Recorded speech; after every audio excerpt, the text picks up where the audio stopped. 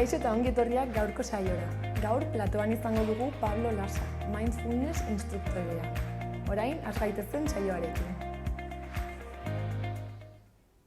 Gaurko komunikabidetako azalak aztertzen hasiko gara. Diario de Notiziasekoarekin hasiko gara.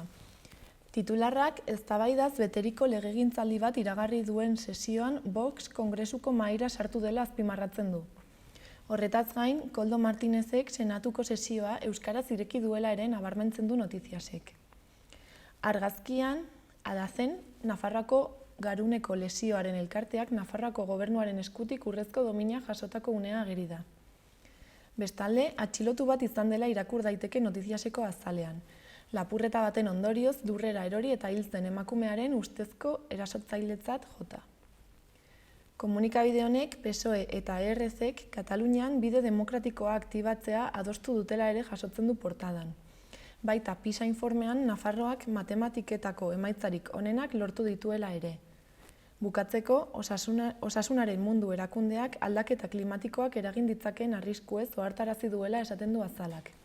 Eta Nafarroan 558 langabetu gehiago erregistratu direla azaroan. Diario de Navarrako azalarekin jarraituko dugu orain.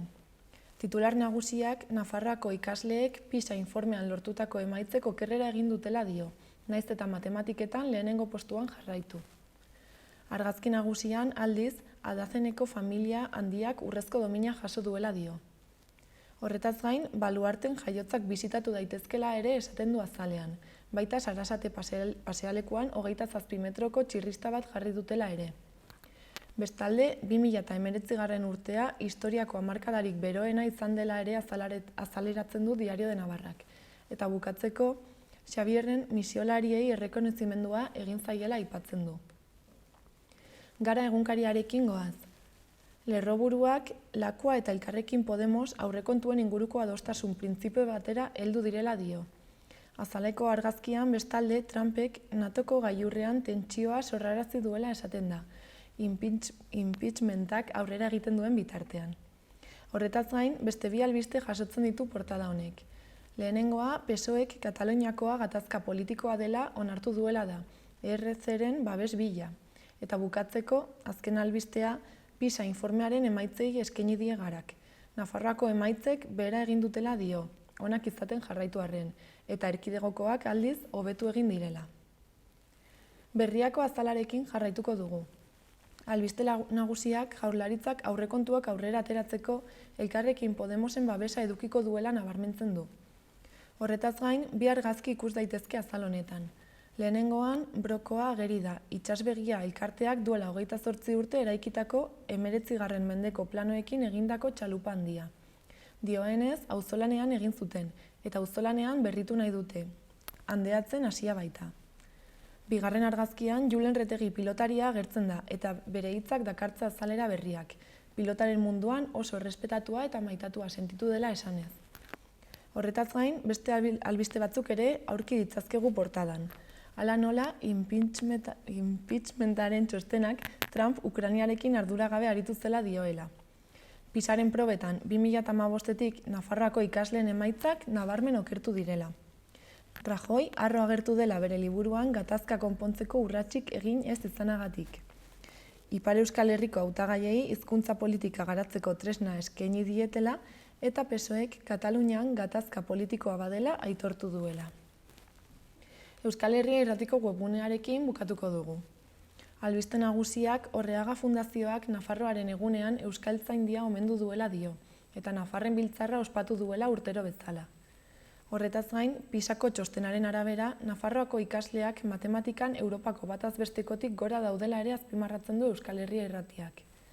Bukatzeko, Txibitek aniztasuna konfrontazio bihurtzerik ez duela onartuko diola nabarmentzen du komunikabide honek. Eguraldiaren iragarpena ikusiko dugu orain. Gaur epeltzera egingo du, baina arratsaldean hodeiak ugarituko dira.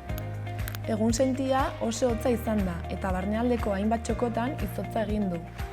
Goizak aurrera egina ahala, eguzkiak giroa epeldu du eta aurreko egunetan baino balio altuagoak neurtuko ditugu. Beroenak 11-13 gradukoak izango dira. Barnealdeko bailara itxienetan behe-lainoa sortu da, baina leku gehienetan goiza eguzkitsua izan da. Arratsaldean berriz, hodeiak ugarituko dira, gauerako erabat lainotuta egongo da zerua eta kantauri isurialdean han-hemenka zirimiria egin dezake. Ipar-mendebaldeko haize ahula ibiliko da. Bihar abenduaren 5 eta osteguna, tarteka hodeiak sartuko diren arren, ordu askotan eguzki giroa gailenduko da. Eguna moteletik hasiko dugu eta goizean goiz oraindik euri zipriztinak bota ditzake ipar partean. Hala ere, argitzera egingo du eta egunaren erdiko orduetan urdingune zabalak irekiko dira. Iluntze aldera berriro ere hodeiak ugarituko dira. Egunsentia epelagoa izango da eta eguneko tenperaturak berdin jarraituko du, edo agian apur bat gorago. Goazen orain gaurko efemerideak ikustera. Gaurko egunez, 1866 urtean, Vasili Kandinsky errusiar pintorea jaio zen. Gainera, abenduaren 4ean ere, 1983an Frank Zappa musikaria hil zen. Eta bukatzeko, 2010 urtean, Xabier Lete euskal kantari, olerkari eta idazlea hil zen.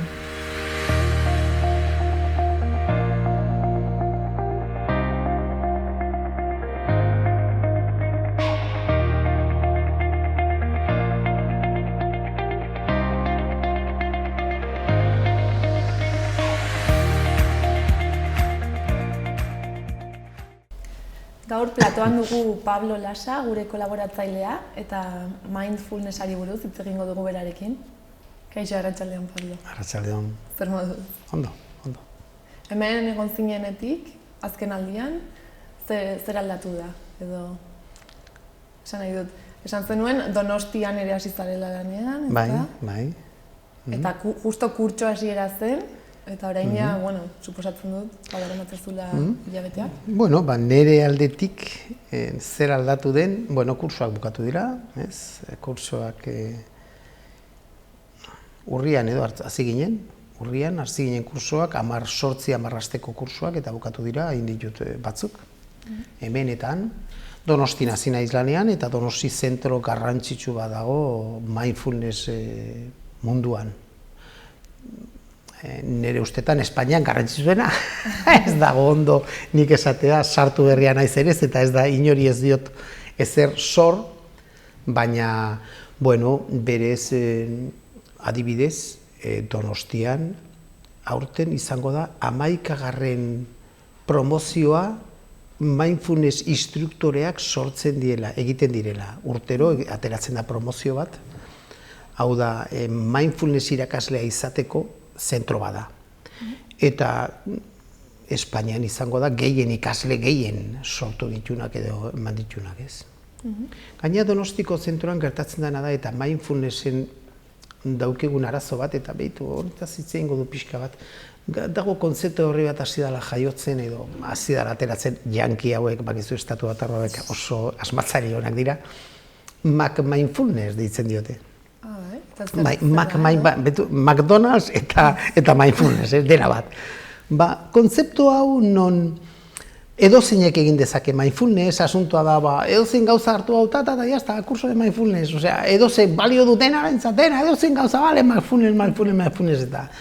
Mindfulnessa ez serioagoa baizik eta gauza bat askoze lan gehiago behar den gauza bat da. Zeren, aizkonean mindfulnessa da, mindfulnessen kontrakoa izango zela mindfulness bizi edo bizi mindfulness edo izan mindfulness, ez? Hau da, ez da kurso bat egiteko tita punta jazta bizitza konpondu dut, baizik eta olako kurso batean edo mindfulness kurso batean garrantzitsuena da ikastea batek bere esku daukela, bere zoriontasuna, bere osasuna, eta enpoderatu egin behar dela hori bere esku hartzeko. Eta horrek zer esan nahi du azkenean bizitzaren estiloa aldatzea. Mindfulnessak lan egiten balin baduzu eta sartzen balin bazera, kontzienteki, zure bizitza pixkanak aldatzen joten da. Hola ezin dugu bizi. Gu daukegun sufrimendua berez gizartean, gure sufrimendua da bizitzen ari garelako errealitate bat non gure izaerarekin ez dauke zer ikusirik. Osea, ezin dugu egon 8-10 ordu lanean leku batean du egiten. Abiadura guztira ezin dugu, osea, horri gaixotu egiten gaitu.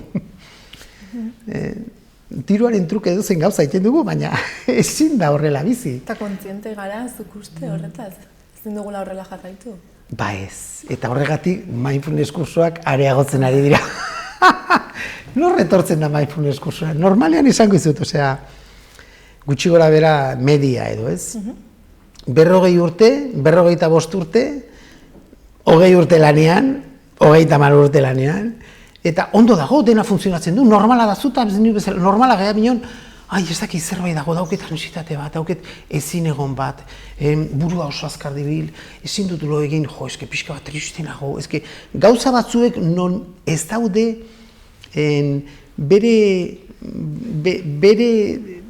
nola esaten da, kausa-efekto, kausa?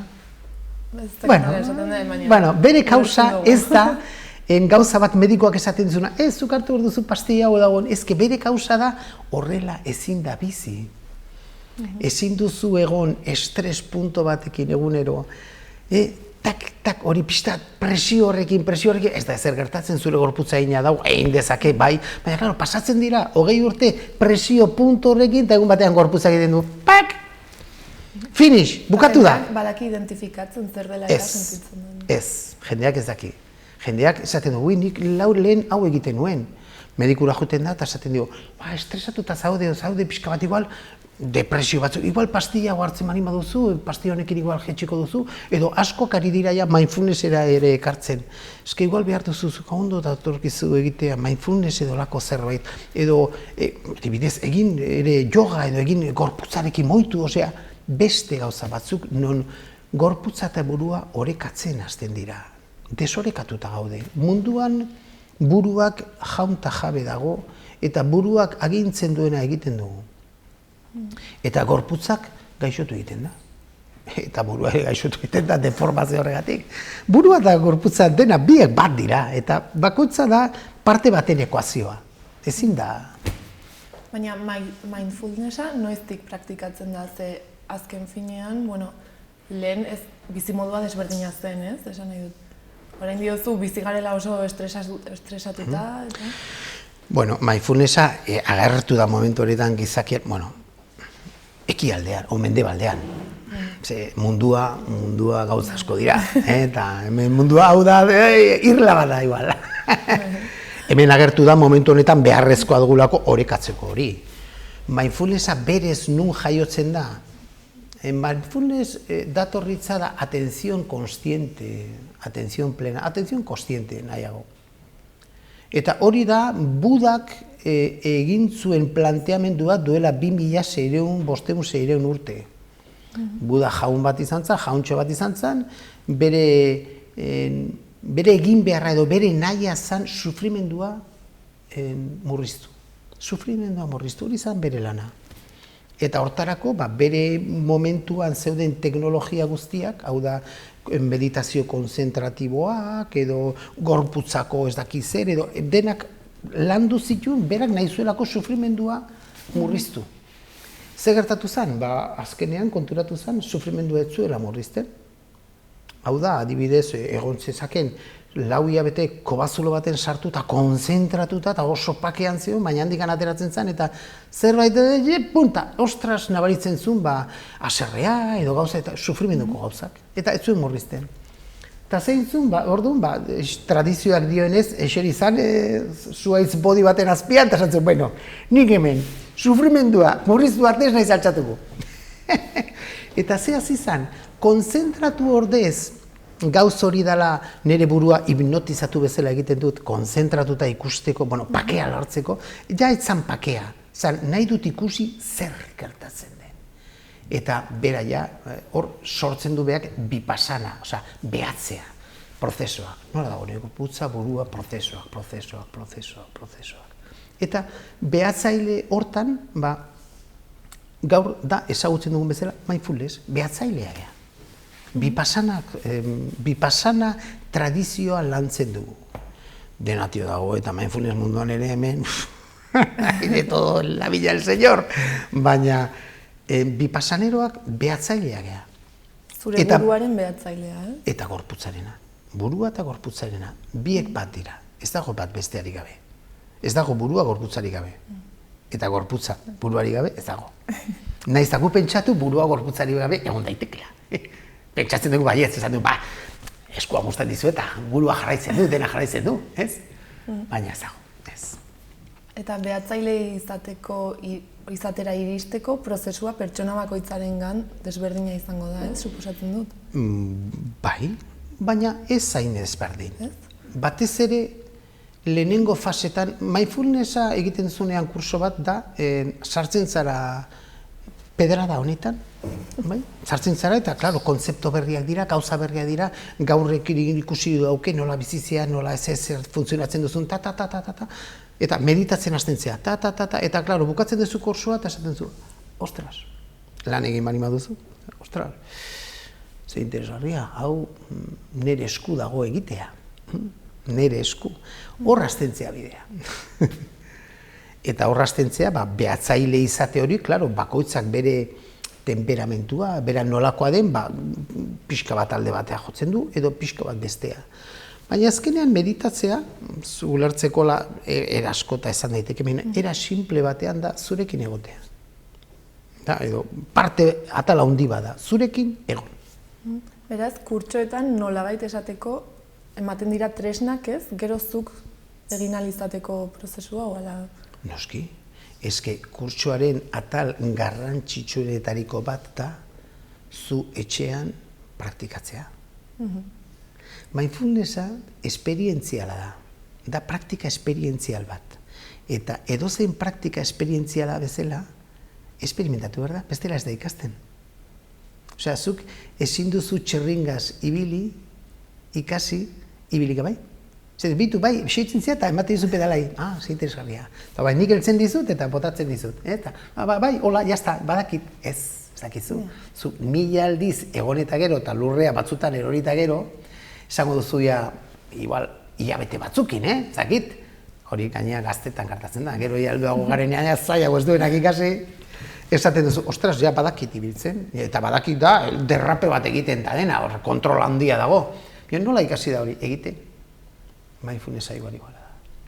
Nola ikasten duzuzuk meditatzen, eseritzen, zurekin egoten, egiten. Garrantzitsuena da mindfulness kurso batean meditatzea. Zuk zure etxean. Eta gero, aipatu duzu Donostiako zentro horretan egiten dituztela formakuntzak irakasle mindfulness, irakasle izateko. Bai. Eta zer delaetan dago interes hori, esan nahi dut. Suposatzen dut da, jendea praktikatu duela mindfulnessa ez, eta gero nahi du erakutsi, baina... Ez da hola izaten. Bueno, badakizu titulitis asunto bat dugula. Orduan, zergaitik juten da jendea? Bueno, jendea juten da, nahi duelako titulo bat zerbait. Ikasi ere, baina batzuk titulo bat nahi dute. Beste batzuk nahi dut ikasi. Ze gertatzen da, mindfulnessak badaukela kursoak emateko formato bat. Orduan hori ere ikasi behar da. Ikasi behar da, ze gaiak tratatzen dian, ze meditazio mota dauden, zertarako balio duten, zertarako ez, zein da gizakiaren estresaren kontzeptua, zein da gure burua, zer da neurozientzia, zer da gure gorputza, osea, perspektiba zientifiko batetik, perspektiba ekialdeko lehenoko perspektiba batetik, osea, gauza desente batzuk ikusi behar dira, batek gero mindfulness kurso bat emateko. Claro, guzti hau ez dago regulatuta, hemen denatio dago, hemen daude jende batzuk zaharrak, lehen meditatzen zutela, eta guain, bale, mindfulness egiten dute, bueno, gero badaude askok, igual egiten zuen yoga, pilates dakizer, mindfulness egiten dut, eta guan egiten dut, pumba. Gero gehienak asko daude psikologoak, ez dutela igual inoiz meditatu, eta egiten dute, eta jazta, dena dakit, ulertzen, hemen gauza asko daude. Gero, berez hor dago bakoitzaren praktika eta zintzotasuna ez. Eta hor ere agertzen da klak bat dago leku batean, hau da, erretiro kontzeptuak ez. Erretiroak egitea. Oso importantea da. Hemen garrantzitsuena da meditatzea, eta irakasle hon bat meditatzen duen irakasle bat da. Eta hortarako erretiroak inber dituzu, zuk egunero zure meditazioak egin, gauza asko inber dira, gauza asko, einberdianekoak. Baina ezin duzu esperientzial kontzepto bat landu besteekin, zuk ez balin baduzu esperimentatzen. Eta hau ez da gelditzen, hau betirako da. Dena den? Bitu, nik esango izan, barkatu, nik sartu nintzen hemen hola, ja buru belarri, nahi nuelako eriotzara iritsi lasai, tapakien. Eta horregatik esan pentsatu zen. Bai, esan bide hau hartu behar da, ja, bizitza aurrea dijo eta hartu behar da, zeren, ¿qué estamos haciendo? Dena den, mindfulnessaren alorrean berrikuntzak ematen dira, esan nahi dut, jendeak egingo ditu ikerketak, ala dagoia guztia eginda bezala, ez dakit ulertzen den ongi galdera. Bai, oso ondo, ulertzen da, oso ondo, ez bakarrik hori esango dizut, Kristoen etorkizuna dauke, eta gaur egun milaka ikerketak egiten dira, gaur egun, zientzia munduan, psikologia munduan, neurozientzia munduan, mindfulnesseri buruz. Milaka, Milaka esan nahi dizut, duela 15-20 urte, egiten manimazien urtean, ezakit, 5, 10, 20, gaur egun urtean egiten dira, ezakit, igual 5.000, 10.000 ikerketak mindfulness arloan. Pasada bat. Pasada bat. Dago arloa, zientziak, kriston asuntoak ditu, zegertatzen da buruarekin. Osea, meditatzaileak eta eskanerren bitartez eta gauzen bitartez adien makinetan sartzen, zegertatzen da, pertsona batek meditatzen duenean. Konturatu dira adibidez, estresa dela eta hor badaude ADN-ko pusketa batzuk luzatzen edo mozten direla estresaren arabera. Eta moztu edo luzatu esan nahi du zenbat bizidean zelula hori.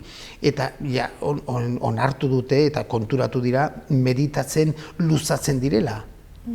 Gero dago, segun mindfulness arloan, nun sartzen duzun. Osea, harremana dagoen leku guztietan gizartean interesgarria da mindfulness. Hau da, hezkuntzan, osasunean, harremanak osasunekin, agurekin, pazientekin,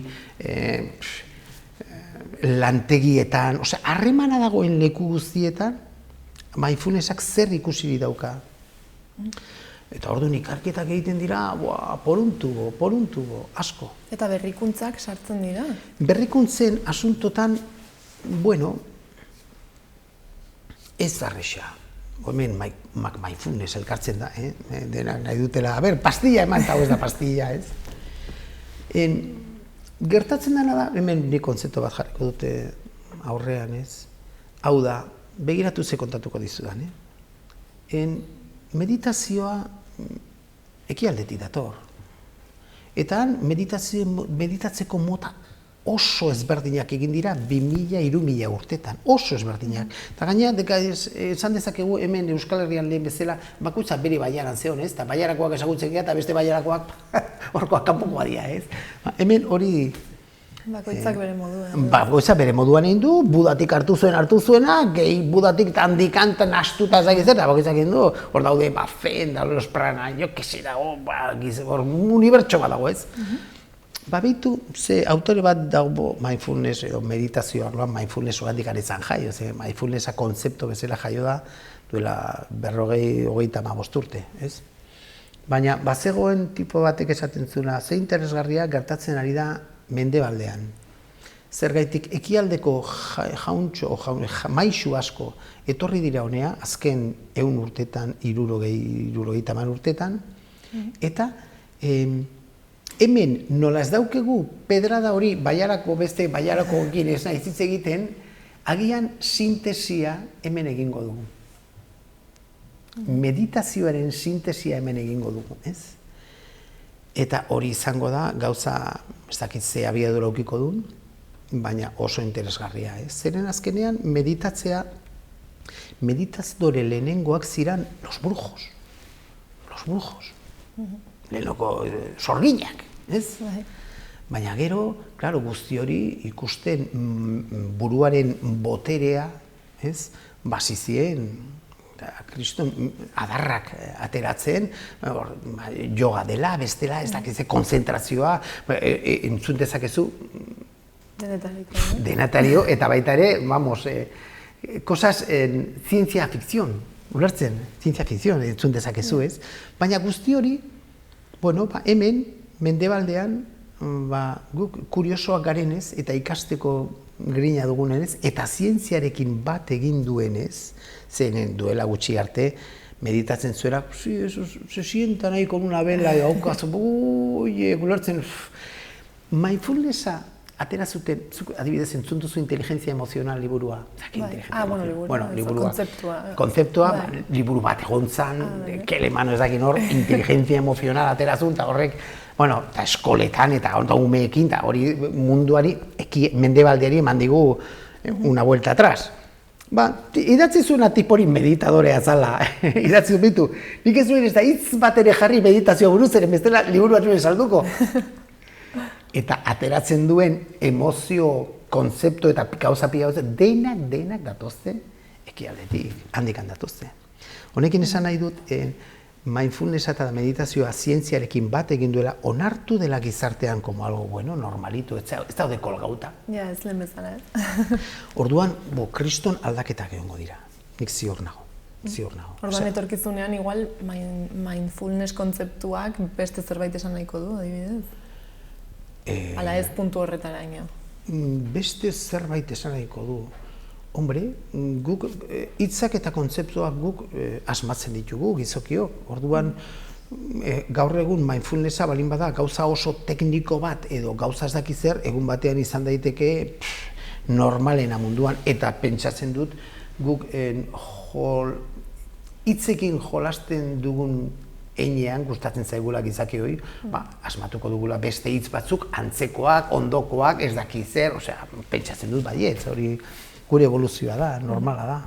Eta adibidez, zu instruktore bezala edo, suposatzen dut ere beti zaudela formakuntzan, ez? Nire formakuntza da meditatzea. Eta irakurtzea. Gaur egun ez nago badaude beste batzuk, non daude bilatzen, maisuren bat edo topatzen duten un baten edo ekialdekoak gehienak dakite edo ez dakit zer, edo beste batzuk mindfulness arloan oso psikologia neurozientzian oso sartutak, edo beste batzuk komportamiento soziales, ez dakit zer. Nik berez mindfulnessa ematen dut, baina nire asmoa meditatzaile hutsa izatea da. Claro, hori lokarri badago, ez? Zeren eta mindfulnessa ematen duzun heinean, ikasleak ere ja pixkanaka erretirota joten dira, nik ere erretiroak ematen ditut, zuzentzen ditut. Nire gustoa, nire bidea hori da, bakoitzak du berea ez, baina nire asmoa da, egunez pixkanaka erretiroak gehitzea, nik naiz ere, nik bakarrik askota joten naiz erretiroak egitea. Orduan, nik azitzea. Este es el camino de la sabiduría. Arzitzea, ikastea, azitzea, bestik ez. Eta pakian bizitzea, bai? Baina asko zen pakiago bizitzen nahi duren 10 urte baino, baina. Eta lehen esan duzu, zu sartu zinela, hasi zinela pixkat mundu hontan, eriotzera, lasai iristeko edo? Bai. Eta horren inguruan, lehen ere esan duzu, liburu bat edo orain? Ez, badago, barkatu, ez, bineon badago, eske badago, otsailean 7 eta 9, eriotza, meditazioa eta eriotza dago Donostian, txarla eta tailerrak. Tailerrerako ja bete da, ez dago lekurik, txarletako oraindik bai. Eta daude 3 personaje oso interesgarriak eta mundu hontan dabiltzatenak ez meditazioan, baizik eta mundu eriotza, cuidados paliativos, eta hor dabiltzenak, ia ziur ezagutuko dutela. Bada Tiu Bunan eta bestea da Enrik Benito. Baita ere Fernando egongo da, Donostikoa dela. Ez dakit, oso interesgarria da, oso... Batzuk diote, olako movida bat internazionala dela. Ez da, elkartzea, meditazioa eta eriotzataz hitz egiteko 3 pertsona hauei ez da normala, ez da, berezia da. Bai, antxeongo naiz ni. Eta justo Donostian egiten... Donostian, Barakan, bai. Baraka da Donostiko zentro bat, non darama urte asko jendea formatzen, eta bi pasaneroak dira, argi eta garbi, eta, bueno, mindfulness arloan instruktore asko atera dituzte aurrea, ez? Formatu dute aurrea, bai. Eta zentro honetara joaten da kanpoko jendea, ala hemengoa bereziki? Espainia osoko. Barakak ere egiten du Sevillan, eta baita ere egiten du, ez dakit, Salamanca aldean, edo ez dakit, bueno, baina Espainiatik etortzen dira, bai. Euskaldun asko, Euskaldun esan dut, 4 probintzietako Euskaldunak, iparraldetik baten ere etortzen da, baina, hori entzun da daukat, baina Espainiatik asko. Eta gertatzen da ere, pentsa, beste batzuek egin dutela formakuntza nun baten, hemengoa ere egiten dutela. Zer hemen Donostian meditazio asko garrantzia dauka. Handia. Guzti hau datza meditazioan. Osea, eski, bitu, hau sortu zen, bueno, sortu batzuk daude, baina lehenengo protokoloa bezala estatu batuarrak Kabat-Zinek egin zuen, ez? Estresaren ondoan, ez? Estresaren asuntuarekin. Eta hortekan etorri zitzaion, urte batzuta, psikologo batzuk oso jakituak depresioa munduan. Eta orduan, egon ziren Kabat-Zinekin, hilabete batzuk lan egiten, eta sortu zuten protokolo bat depresioarekin, ez? Beste protokolo bat, bueno, Kabat-Zinena da MBSR, mindfulnessen hola hitz egiten dugu, eta bestea da MBTC, ez dakit, bueno, holako, ez? Eta munduan, gainera mundu arloan, depresioarekin jakintzu eta aditu batzuk, ez? Probatu zuten bere protokoloa, eta ikusten zuten, ez zuela, Kabat-Zinek estresaren inguruan lortzen zituen eraginak edo, ez zituzten lortzen, zerbait ez zuen funtzionatzen. Eta juntzien Kabat-Zinen jaunera, ez ubitu.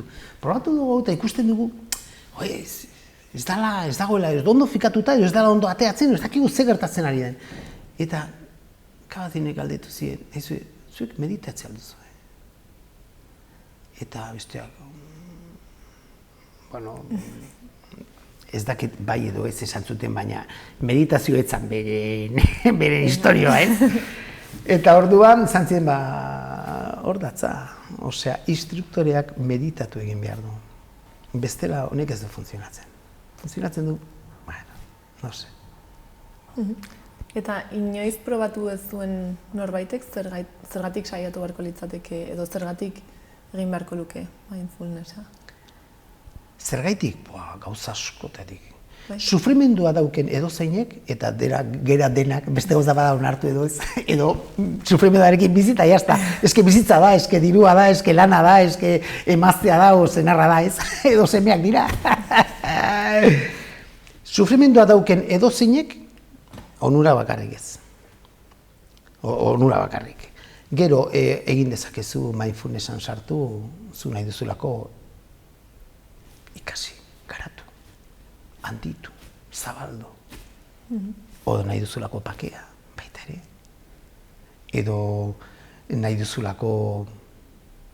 Eske, izaten bali badut niretzat, gizakiarentzat, gauza garrantzitsuena dela osasuna eta garatzea, orduan eske dena esan dago. Beraz, onuragarria da mundu guztiarentzat, ez? Mundu guztiarentzat, zuk entrenatzen bali baduzu zure gorputza eta esaten du, bai, ona da ibiltzea eta zure gorputza, eta zure burua ez? Ez dira planteatzen, jaiotzen geha eta, venga, sozializatzen geha familia eta venga, eskola, venga, alde ikasi, ezakit zer, baina, ez? Eta orduan zer, eta hau ez da garatzen, ez da bakarrik, esaten dut hau zeren bakarrik mentea da, ez? Bai, burua da, mentea da, baina ikasi behar da mentea eta gorputzak nola lan egiten duten. Osongi, ezakit zerbait gehiago aipatu nahi duzun, ala besterik gabe? Bai, txapa jasartu dugula pixka bat. Bestela hurrengoan kontatuko dizkiguzu berrikuntzak edo zertan egin izaren. Bai. Mila esker, beste behin ere, ona etortzagatik. Zuei. Eta ongi izan.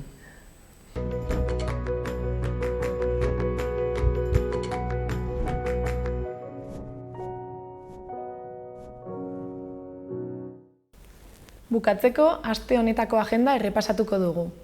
Nahiak nahik bere disko berriaren aurkezpena egingo du gaur abenduaren 4ean herriko tabernan arratsaldeko 8etan hasita. Bihar, abenduak 5, Euskadiko Orkestra Sinfonikoak kontzertua emango du Baluarten arratsaldeko 8etan.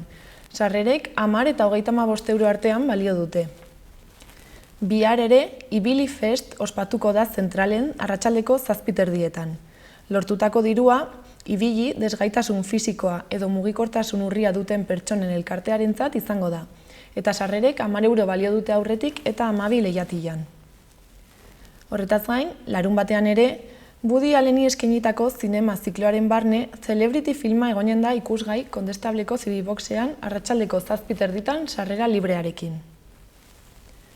Gainera, Tubala Brass Week festivala ospatzen ari da igandera arte Tafallako kulturetxean. Kontzertu guztiak arratsaldeko 8etan izango dira eta kontzertuaren arabera sarrerek prezio desberdinak izango dituzte 3 eta 15 euro artean. Gainera, urtarrilaren 5 arte Nada debería fallar erakusketa dago Ziudadelan, egunero arratsaldeko 6etatik 8:30 sarrera librearekin. Orain, bukatzeko, Izarok gaur argitaratu duen abesti berriarekin utziko zaituztegu, Paris izenburua duena. Mila esker hor egoteagatik eta bihar arte.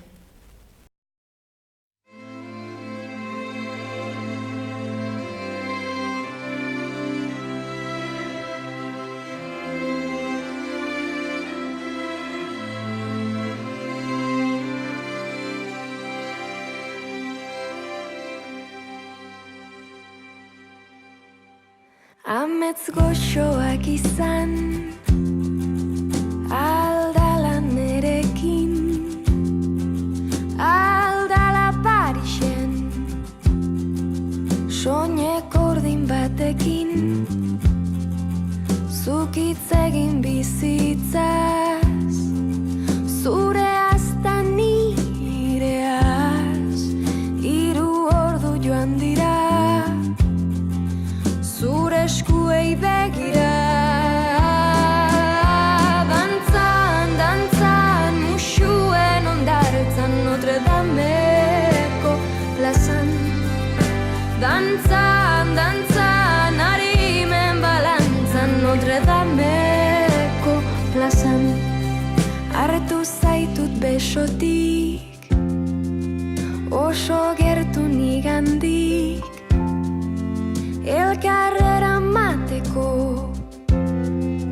ibai aldamenetik, akaso ez dizut esan, maite dudala bizitzak, zure begietan,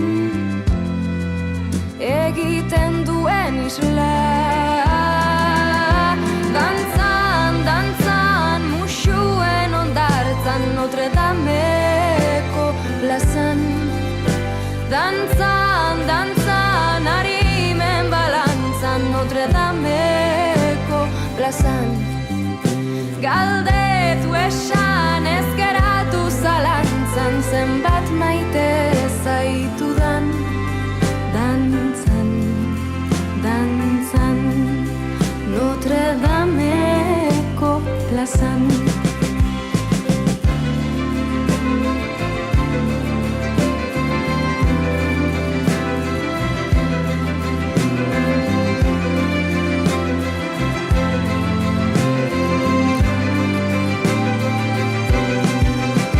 Dantzan, dantzan, musuen ondartzan Notre Dameko plazan. Dantzan, dantzan, arimen balantzan Notre Dameko plazan. Galdetu esan ez geratu zalantzan, zenbat maite zaitudan. Dantzan, dantzan, zena zenta sena da.